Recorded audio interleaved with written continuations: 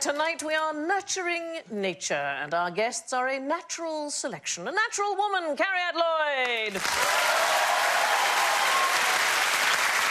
A natural gas, Ross Noble. A natural resource, David Baddiel. And a natural disaster, Alan Davis.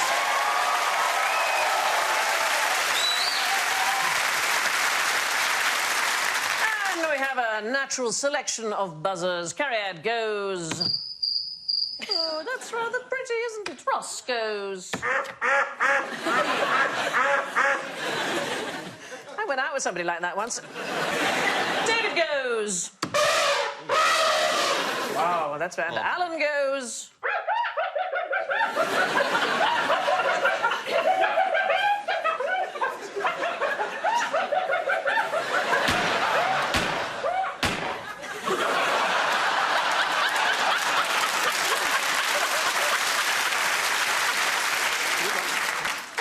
Means you can never press it again. I'm afraid to, in case another one dies.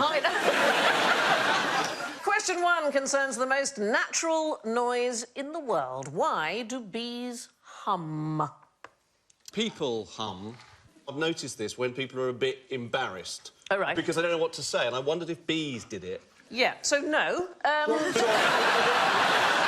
Is it something to do with pollen? Like yes. So it's about finding pollen, or...? It is to do with pollen. Is it sending out a vibration? Absolutely right. Absolutely right. That there are bees... It looked like people were going to applaud there, but they weren't sure what to applaud. Some bees, not all bees, literally shake pollen out of flowers by humming very loudly at them. Isn't it astonishing? Basically, they hold onto the flower and they beat their wing muscles phenomenally fast, and those rapid muscle contractions produce forces up to 30 Gs. That is about 3 times what you would get from a fighter jet making a tight turn. I mean, it's absolutely astonishing. It's also the reason why they banned sex toys from Kew Gardens. Because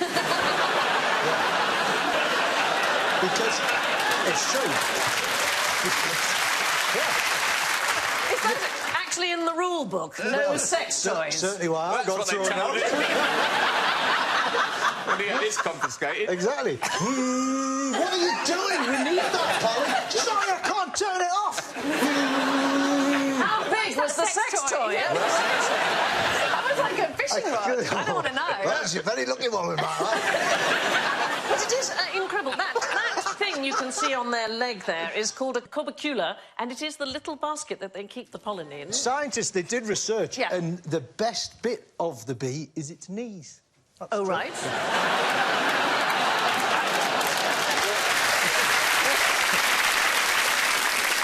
Shortly followed by the testicles of a dog.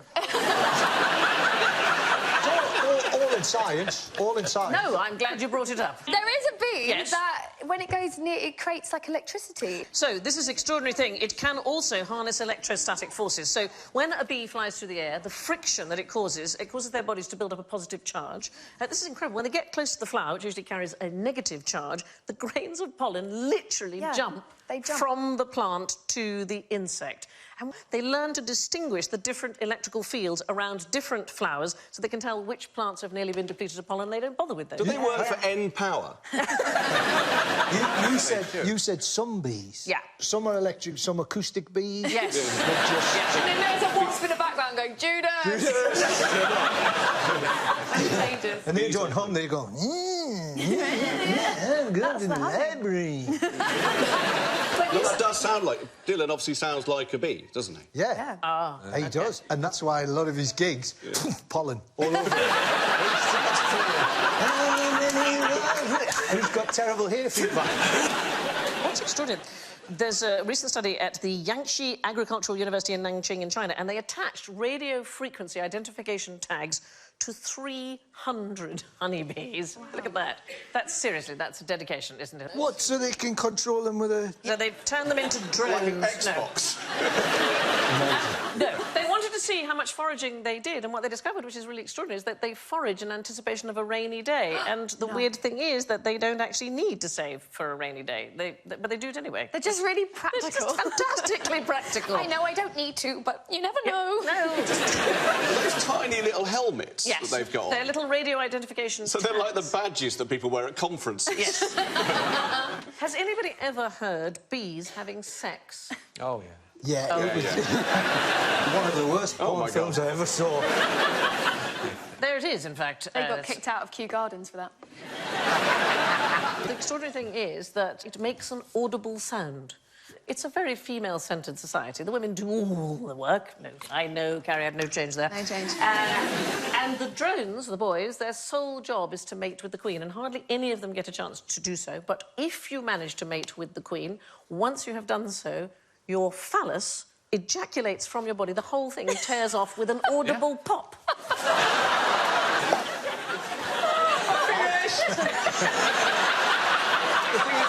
I think most blokes would think that's worth it. Well, it actually plugs up the vagina. That's the whole point, is it stops the semen coming back out again. So all of the drones want to mate with the queen, but only a very few of them are able to do so. It's like Beyonce and Jay-Z. So if many want Queen Bee, she chooses one who lets her down, and she steals his phallus and makes an album about it.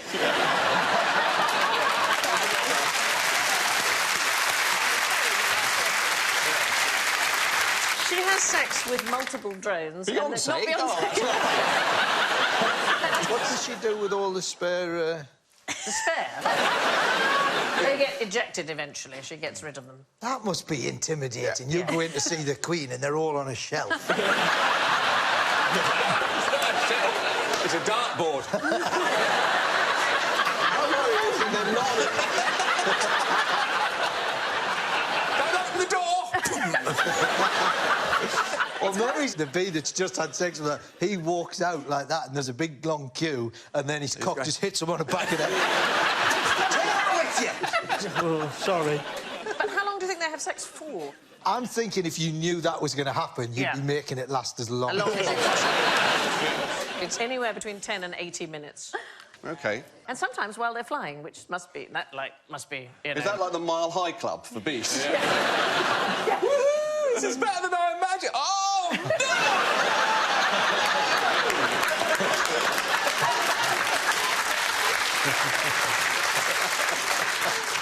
no! Now, describe nature's top gear.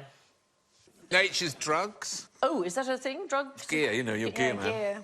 Don't... I've got some top gear for you.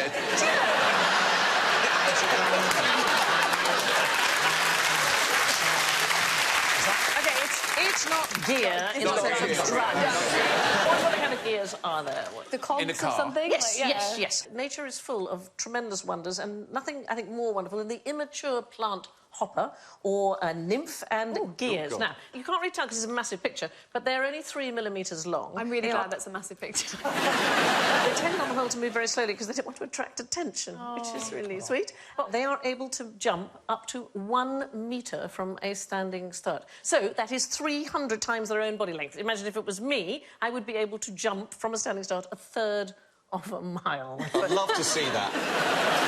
And now, the thing is, if you jump that far and you don't get your timing spot on, you spiral out of control. So they have little tiny, tiny gears that enable them to synchronise their legs within 30 millionths of a second. You can see here, at the top of each hind leg has a circular set of minute teeth, and just before takeoff, the insect's thighs, they squeeze together. You can see that kind of ratcheting up, causing the teeth to mesh like gears, and the legs are then locked together, and then they can thrust off like that in perfect unison. That's amazing. It's amazing, but it looked like CCTV of it, so I wondered if he'd committed a crime. Scene fleeing the scene. In 2011, in Papua New Guinea, they found a weevil whose legs are screwed into the body. That is such a phallus sticking out It is, there. I think. struggling with everything else on the screen. You could take the front legs off while it was sleeping, put it on the back. Interchangeable. No, I don't want that one. Why do you think they might do this? It takes its legs off. No, it doesn't take them off. It's able to... It tightens them. Tighten them, so it can pull along the length of the leg in order to make it rotate in its socket. So they can rotate the back legs 130 degrees and get a better grip. Or they can rotate the front 90 degrees and get a better grip. Why haven't we evolved to do that? Because you'd get drunk, you'd put your legs on wrong, and you'd go, I'm off! Oof, when you shoot off that way. Now, nobody will be surprised to hear that cows emit a lot of methane. So what would you use to ensure your cow meets emissions standards? Is this about cows farting? Well, it doesn't come out just one end, does it? Farts don't come out of just one end. The methane. Are they burping as well? They do. I know how they feel. It's difficult to be a gassy lady. Well, are you a gassy person? I'm so gassy. Are you? Yeah, it's Are insane. you responsible for global warming? Is it you? An area of North London, yes. That's me, soz. So, I don't know why that is that some people are and some people aren't. In my entire life, this is a very odd thing to admit, I have never farted. What? Seriously, Hang on, that is a very bold claim. I know. So what you mean is you haven't let rip? No, so... Have you found yourself ever rising off a seat? Perhaps you just have incredibly taut buttocks. I'm happy to take that claim, yes. Only dogs can hear them. Oh. They're just on a different frequency from everybody. It's no wonder our dog goes mad every now and then. Is the dog down there going, blame it on Sandy? Oh dear, come on. Now, what are we going to do? Cows. We need... So, a badly tuned car belches out all sorts of pollutants. What do we do? Is it something to do with what you're feeding them? No, it's an actual device. A catalytic converter? It is a catalytic converter for cows. These particular catalytic converters go in the nose of the cow, so they go like that. That's the scientific drawing right there. I know. Very technical. Is that a gin and tonic going into his nose? It doesn't have to be cows. It can be sheep or goats or whatever. And the apparatus is retained in the nostril by one or more springs or other mechanical devices and configured to ignite in the presence of methane That'd gas. be incredible, because then it would be like a sort of a cow dragon. Yeah. And then late at night, if you were lost in the hills, warm milk. Ah, here's the thing. You don't need to get lost because it can also be fitted with a GPS tracker. Is it actually succeeding, this, in stopping the methane emissions from cows? Not yet. It's a brand new notion as to how to do it. Something that is succeeding is fistulating cows. They've got holes in. Yeah, they've got I've holes in seen them. this. When you look in, all it is grass, like a big hopper full of grass. Yeah. Honestly, it is. And they've seen a documentary with a doctor or a vet, I suppose, putting his arm in and rummaging around and showing you the... It's really weird. And the cow's just standing looking at it. They don't seem to be the slightest bit bothered by it. It is a sort of rubber cannula. It unscrews a bit like a petrol cap, and you're quite right, you can put your hand right inside the cow. Why might you want to do that? Because he's got a very busy day and you want to have a business meeting with James Herriot. He's got his hand up the cow's bum and he goes... shake his hand and he for just put it in, shake the hand. You signed that deal with James Herriot. That's it. That's it. So it just vents. It vents the cow. No, you actually want to get to the stomach contents. And why might you want to do that? There's something in there that... Yes, so basically, you may have a sick cow, and the cow that is fistulated is perfectly healthy. You want to get some of the bacteria from the stomach of the healthy cow and give it directly to the other cow. It is a cunning plan. It is a cunning plan. You also can check exactly what the nutrients that the cow is eating, how they're breaking down in the stomach. It doesn't look...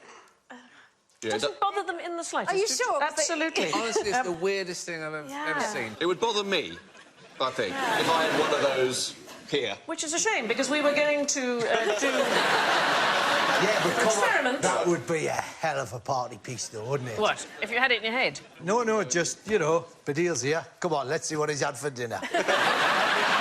And then if you were a bit peaky, someone would reach inside and give my bacteria to Ross Noble. That's what would happen. This would be a Yeah, strange like, say thing. you had the last, like, French fancy. No, I don't think... You can't just have it if you wanted my food. That's not the point. You have to be ill. So I'm on a debt. Oh, I need a French fancy. Get Badil, he's polished off the lot. I hate to tell you this, Ross, you can't die of needing to eat French fancies. You can't. Right. Well, if you go to any Parisian hospital right, and find somebody who is fancy deficient... Yeah, you could be saving lives. You've understood that the French fancy direct from his stomach is not going to look as attractive as when he first was it. Yeah, but that's the thing about Mr. Kipling. He makes such exceedingly good cakes. Whatever form they're in. Yeah. Have a look at these and tell me what's going on here. Different cow, different look. He's saying, I wanted it to be a zebra, and so I've done my best. What do you reckon? He's painted it for some reason. Yeah. Why might you paint a To cow? disguise it. In fact, it's quite the opposite. It's World War II, and it was farmers trying to stop people running over their cows during the blackout. So they painted them white. Why don't they just write cow? No, because then if it was behind a bush, it would say ow. Ow, I'm being fistulated. Also, stop! It would be funny. Shouldn't it be funnier to write pig and people would stop and go, that's never a pig? But surely that would draw the attention of the Luftwaffe, wouldn't it? Yeah, but then the Luftwaffe just bomb cows. That's not such a big problem. No, by the end of the first month of the war, 1,130 human road deaths had been attributed to the blackout, so it was really a serious issue. And people But always knocking into cows? I don't know. No bovine casualties were listed. Oh, OK. So if you want to do your bit to save the planet, invest in a pair of catalytic converters. Oh, I like that. Some cars, but mostly... Yeah, not sure about that. What's the point of licking your own eyeballs? Oh, quite a lot of animals lick Yes. eyeballs, Lizards do that. They don't do. Why do For they? moisture. For moisture. So this is the palmetto gecko, lives in the Namib Desert, so that's kind of Namibia, Angola, South Africa, that area. It's one of the driest places on Earth, so it needs to use all its ingenuity to get moisture. So it gets a little bit of moisture from its diet of insects, but it perches on a sand dune, and it waits for the early morning fog to condense as water droplets on its absolutely massive eyes, and then it licks it off with its very that long is very tongue. They also don't have eyelids, so licking also helps to keep their eyes clean. I mean, to be fair, I have been to that desert. I rode Have a you? motorbike across I've been to that desert too. Have you? Yeah. Fight. Lick your eyes, lick your eyes. It's amazing. It's an incredible place. Yes, extraordinary and incredible. The Namib Desert, extremely arid, and they only get a few millimetres of rain every year, so the fog that rolls in from the sea in the morning is incredibly important, and there's a wonderful little creature called the fog stand beetle, and it doesn't use its eyes, but it uses its rear end. So what it does is it props itself up at an angle of 45 degrees, and the water condenses onto its hard wing cases, and then it rolls down into its mouth. That's horrible. If I came across you standing with your head on the ground, letting your arse water roll down to... Arse, it's not coming out of its arse. No. We know where it's travelled. No. It's come down its undercarriage. Have a look at this welwitschia plant. Its ability to survive is absolutely astonishing, and it is testified by... Too well there, by the way. Well, the thing is, some of the individual plants are about 2,000 years old. Wow. So the roots are buried about 30 metres below the ground, searching for moisture, and it also absorbs water through its pores, so its stomata, on its huge frayed leaves. Oh, God, imagine if you went away and asked a friend to look after it and it didn't survive. 2,000 years old! Sorry, I left the window open. Quick supplementary question. What do they call a ship of the desert in Namibia? You mean a camel? But not Charles. That's cheated off me. Because the question was in Namibia. Is it not camel? It's the other one. What's the other one? Dromedon? A dromedary? A dromedon's from Star Wars. Hey, there is nothing wrong with something from Star Wars. No. Well, there are different kinds. There are Bactrian camels and there are dromedaries. Do you know how you can remember which is which? Because one's got 2 humps and one's got 1. Right. So the dromedary begins with a D, which is 1 hump, and the Bactrian begins with B, which is 2 humps. And that's how you can remember. And it's completely the wrong answer. Is it a Toyota pickup or something like that? It's nearer that. It's an actual ship. It's an actual I know ship. this. I know this. There's a coastline. Don't click your fingers at me. I wasn't clicking them at you. Suddenly I turn into a waiter with no English. Skeleton Coast. Yeah, the Skeleton Coast. In Namibia. Yes, stop saying skeleton. Skeleton! That's what it's called. You should have your own separate programme about Namibia where you can fight about how much you love it. This is sort of extraordinary to see a ship right in the desert like that. That's the so-called Skeleton Coast. It's long been a menace to shipping, and carcasses of hundreds of vessels litter the coast, but you also get silting and encroachment of the desert, so you sometimes get ships as much as 500 metres inland. There are ghost towns as well in Namibia that are completely covered in sand, but you can go and stay there. Yeah, a bit like Tatooine.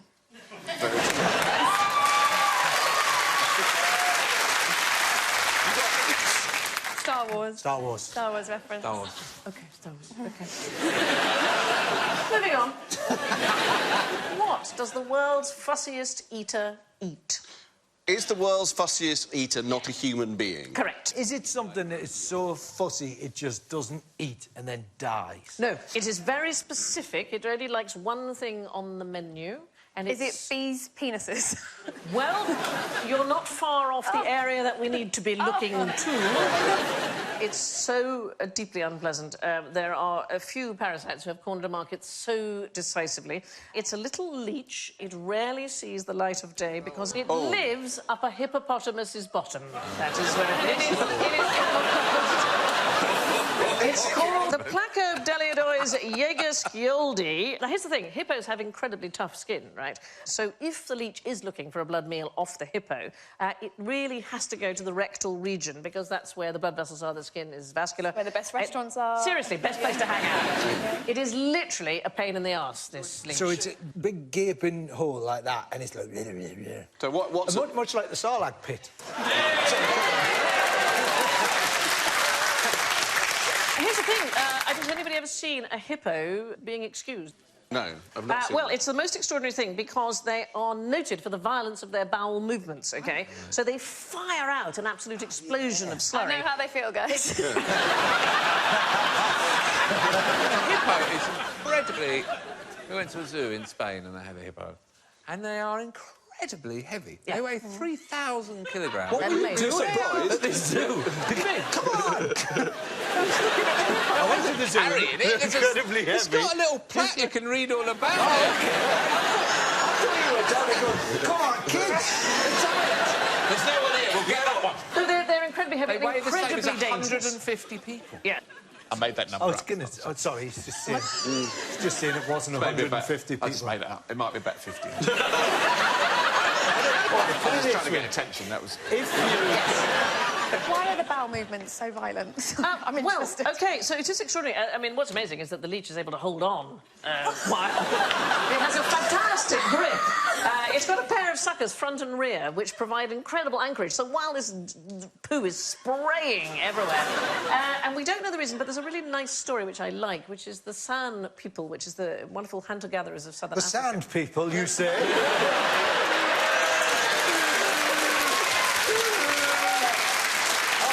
Yeah, you've got to be careful, because they're a lot more aggressive than the Jawas. Yeah. You can get them mixed up easily, but those sand people, don't trust them. It's like I've moved into a parallel universe. The thing about the sand people is they always travel in single file. Do they? Yes, beware of the sand people. What? Yes, Ross. Is it something helpful? Yeah, it is. I have a slight confession. Yes. Right. I recently, whilst bored in a hotel room... Yeah. No! If you go online and type in hippos pooing, right, there are... Sorry, just going to stop you there. Why would you do that? I was just... Just what you out, bears in the woods. And there are huge amounts of videos of people filming hippos at zoos who the tail goes up and they go... It's unbelievable. I don't know how it just sort of... But that's the thing.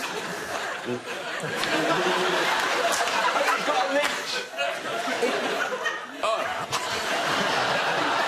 So reason that the hunter-gatherer people of South Africa, the San people, did, yes. which I really like. Oh, yeah. So when the creator assigned each animal its place in nature, the hippos really wanted to live in the water, but it was feared that they might eat all the fish. So they were finally allowed to live in the water on the condition that they would eat grass instead of fish and would fling their dung so that it could be checked and inspected for fish bones. And that is the reason. Isn't that sweet? Is this scientific research? Yes. Yes. OK. That's it.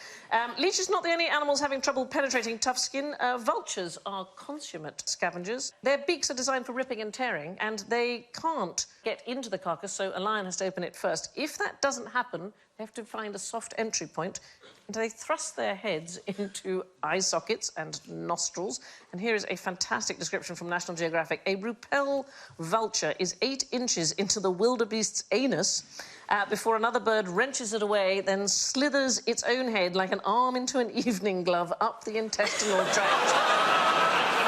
Got very lyrical then. It is. Wow. It's dirty work sticking your head up someone else's bottom, but the vulture's sparsely feathered head and neck are just what is needed to keep gore, guts and fecal matter from clinging after a deep carcass dive. So, the world's fussiest eater won't eat anything but hippo's arse. In fact, they've taken the little leeches into the lab and offered them other things to eat, and they refuse. They only want... Does it eat hippo poo or hippo arse? They're leeches, so it wants the actual... So it's not interested in the dung at all? No, it doesn't want the dung. It just hears it coming. Yeah, well... It's like visiting...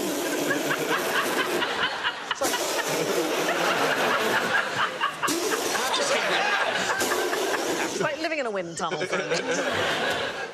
Now, what is this plucky little bird up to? Cleaning the teeth, cleaning the teeth, surely. No.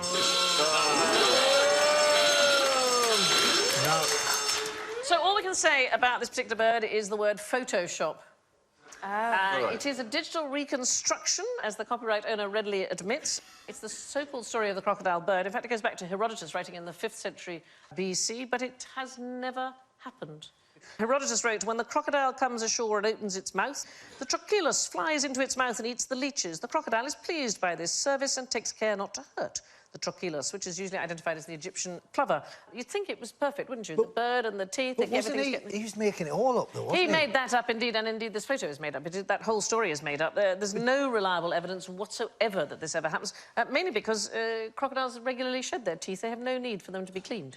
They just get new ones. They don't... Why would he make that up? Because it was... Wasn't it furry ants? Didn't he... Did he talk about furry ants? Yeah, I'm sure he said that there was, like, massive furry ants. Stop looking at me like I'm insane! No, I love that. It's like the guy... looking at me like I'm insane. No, but the thing is... How often do you say that every day?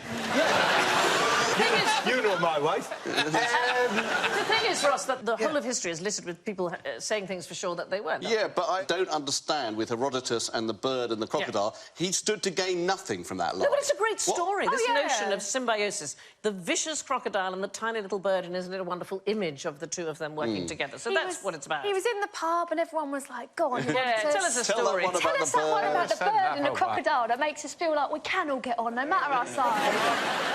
There are birds who do provide cleaning services. Or is it sharks get cleaned by fish? Well, the cleaner wrasse fish provides cleaning services to other fish, and they set up a sort of cleaning station, and they do this little dance to attract. So that's a massive moray eel. And then it cleans the teeth and the gills of the client. I'm sure you'd call it the client. And they get a good valeting in return for, you know, scraps for the fish. If you go scuba diving and you meet a Napoleon wrasse, you can give it a hard-boiled egg and all the shell comes out of its gills. Wow. Is that right? It's quite a sight. Yeah. Wow.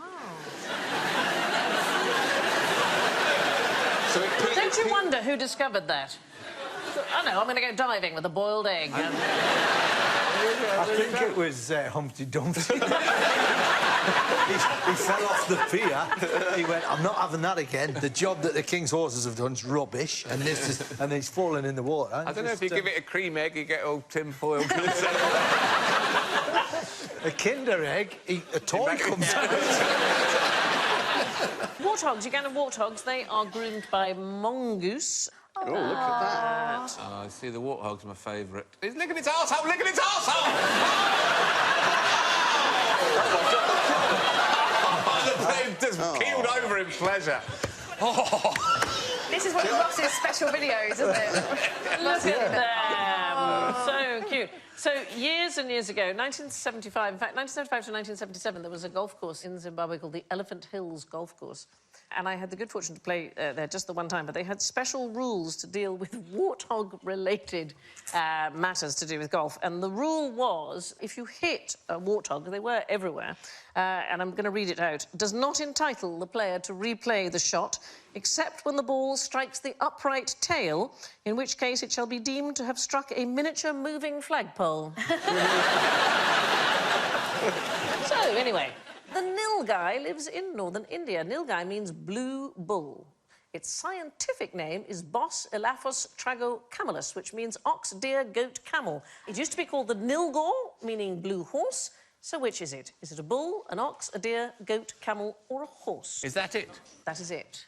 It doesn't look like an ox. It's an antelope, isn't it? It is, absolutely. It is possibly the most misnamed animal in the bestiary because it is actually an antelope. The scientific name, Bocephalus tragocamelus, was first used by an English zoologist called Philip Sclater in 1833. He was actually a trained ornithologist, so it's no wonder he didn't entirely... It's not my remit, guys. No. Other than zoological misnomers, what can you tell me about the nine-eyed eel? Does it have no eyes? No, it's got eyes. It's got eyes. Is it more than one eel? No.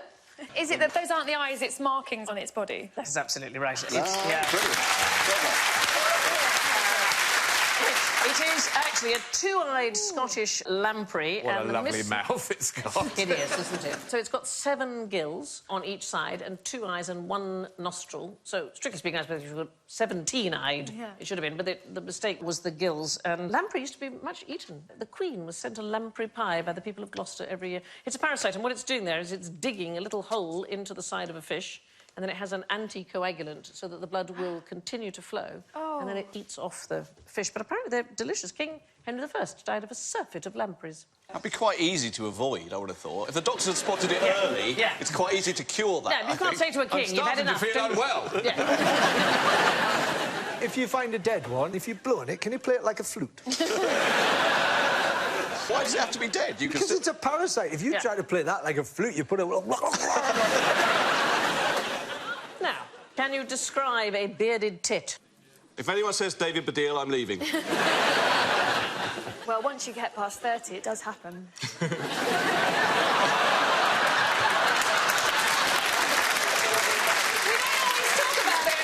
No woman should be without tweezers. No. Or the skill of plaiting. That's true. Give the children something to hang on to. Exactly. See it on a sports bra, tie them together around the back. Bosh.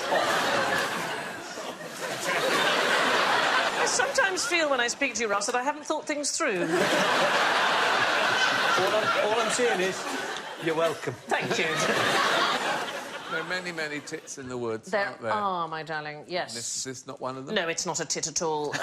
And indeed, it hasn't got a beard. It has, in fact. It's got a rather fine, what I can only describe as a Fu Manchu moustache. It's not even closely related to, can I call them, true tits? I'm going to. It's more accurately called the bearded reedling. It's actually a unique songbird. No other living species seems to be particularly closely related. I wonder if the person who invented the birds that are called tits... Yeah. ...how upset they would be to know that now no one says them without sniggering. Unless when he did it, he was like... Well, yeah, He's the same bloke that when he had chickens, he went, cock.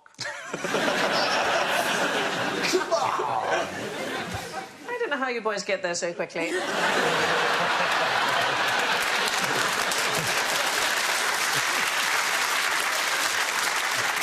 So much focus on something so undependable. Now...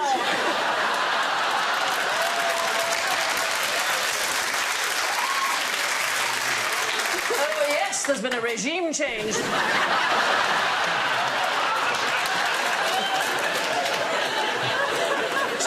Are you saying your tits are undependable? Seriously, but that is a weird thing, isn't it? Boys are constantly fiddling because your bits are not in the right place. You never see a woman going, oh, how's that got up there, eh? You see it all the time. My grat like that. Your gran used to do that. Was your gran Les Dawson? So, who eats royal egg excrement. Is it bees again? Is it because royal jelly? It's the only mammals to live in colonies with a single queen. The royal family.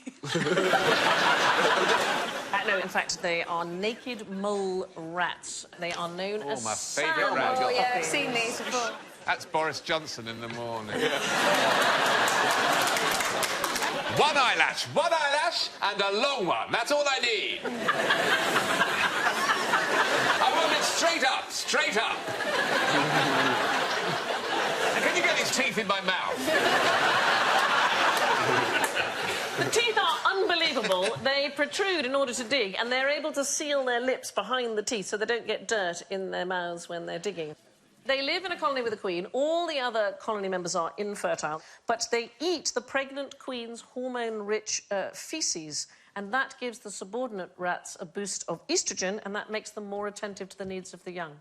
But they're not the only ones who eat dung. Baby elephants eat the dung of their mothers, and indeed other members of the herd, because the bacteria is actually very good for them. So in their vegetable diet... Are they doing that right there?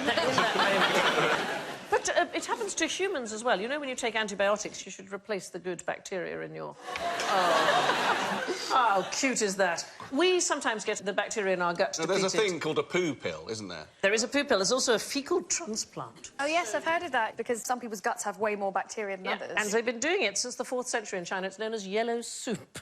Oh. So if you see that on a menu, don't order it. Which naturally brings us to the matter of general ignorance. Fingers on buzzers, please. So, a nice, easy one to start with. Which animal can jump the highest? Flea. Yes, the... Oh.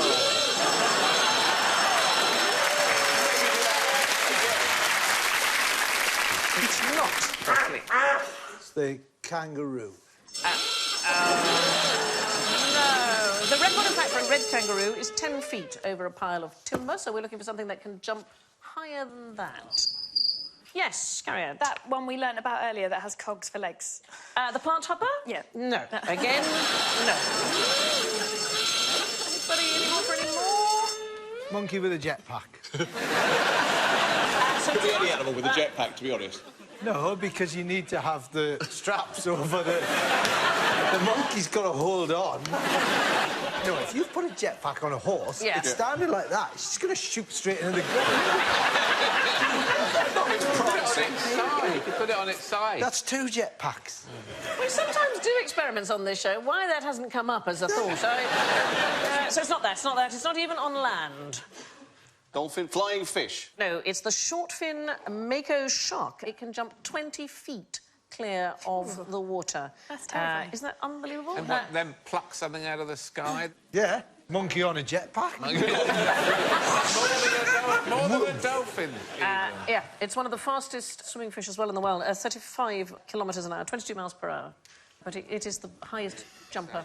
Wasn't flea right relative to the flea's size, though? But that wasn't the question. Which animal can jump the highest, not in relation to its body size? Oh, you're so strict. I know. I like it, though. I know you do.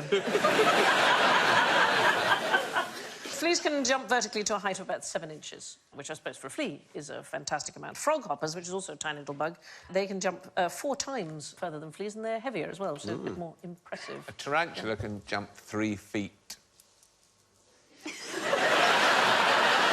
We all pause to be frightened of that. I'm scared to believe it, in case it's like the hippo fact, and you're just making it up again. The myth, of course, is that elephants are the only mammals that can't jump, but it's not the case. There are lots of others. They're white men. White men, yeah. White men can't jump. Hippos, rhinos, burrowing animals such as moles, and so on. What do wolves howl at? Not them. Yes. Women walking past not wearing enough because they're very sexist. I like that, and I want it to be correct. But it's not. It's not. Well, that's what's always got me about the idea of the wolf whistle, because wolves can't actually whistle. So, like, strictly speaking, if you're a builder on a building site and a woman walks past, you should go... But what are they howling at? Are they howling at other wolves? The moon. No. Other wolves? It is other wolves. So they're very intelligent animals. They have very strong family ties and rather complicated social relations, and they howl in order to communicate. It so happens they sometimes howl when the moon is out. Would you like to hear a mouse howling at the moon? Yes, please. Here we go. Is that your mic feeding back? Isn't that the sweetest thing? That is brilliant. That is the southern grasshopper mouse of southwestern USA and Mexico. It's also known as the wolf mouse because it has a reputation of howling at the moon. I love these little creatures. They're extremely aggressive hunters. They catch and kill all sorts of prey, and they have a resistance to poison. They can actually catch and kill and eat a scorpion while it's repeatedly stabbing it in the face. I think they're astonishing. I like little and aggressive. I have no trouble with that at all. How many Earths does the moon have? How many Earths? Yes. 1. Yeah. So there's a staple question. How many moons does the Earth have? Various times you get different answers. 2, several, 1, more. They're all arguable answers. But this is turning the question on its head. How many Earths does the moon have? Now, if you ask me about the ice planet Hoth... We'd be there straight away. It's more than 1, then? Well, it depends on what theory you believe in. So the most widely accepted theory of how our moon was formed is the Big Splat, OK? So that proposes that it was created By a hippo? About 4.5 billion years ago, there was a collision between the Earth and another Mars-sized planet known as Theia. And we've always assumed that the thing was a glancing blow, right? And Theia would have spun off into space and left a large debris from the collision, and that is our moon. There's a more recent development of this idea, which is that the collision was head-on, in which case the Earth is a fusion of 2 planets. And it would mean that the moon, in fact, has 2 Earths. Wow. If that is the thing that we believe. Speaking of the moon, do you know that the original video recording of the first moon landing on the 20th of July 1969 no longer exists? Did you know this? In 2006, NASA admitted they couldn't find the original videos, and it turned out the tapes had been erased and reused in the 80s to save money. Luckily enough, there were some good archive copies found. Does anybody know where I was the 20th of July 1969? Denmark? Were you being... No. Were you faking the footage? I was 11 years old. Were you there, in America? I was On the moon? I was in... I was in Mission Control in Houston. Yeah. You were? I was. My dad was a foreign correspondent, and that's why I was there. And I said to this woman, "Are you all right?" She said, "I'm kind of nervous. My boss is about to step out onto the moon." And I said, "Oh, don't worry, I'll hold your hand." So when Neil Armstrong stepped out onto the moon, I was holding his secretary's hand. Oh, wow.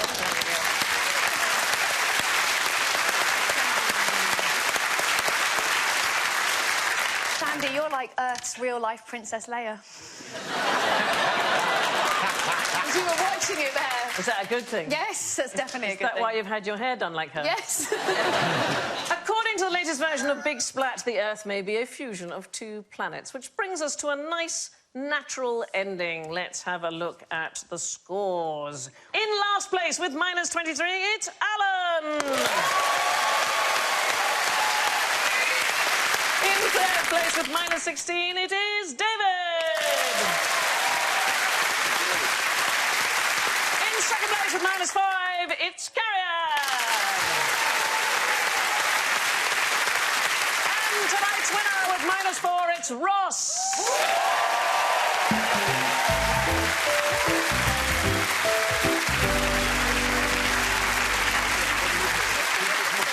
So it only remains for me to thank Carrier, David, Ross and Alan. And as we seem to have wandered onto the moon, I leave you with this tale from the news of the world long ago.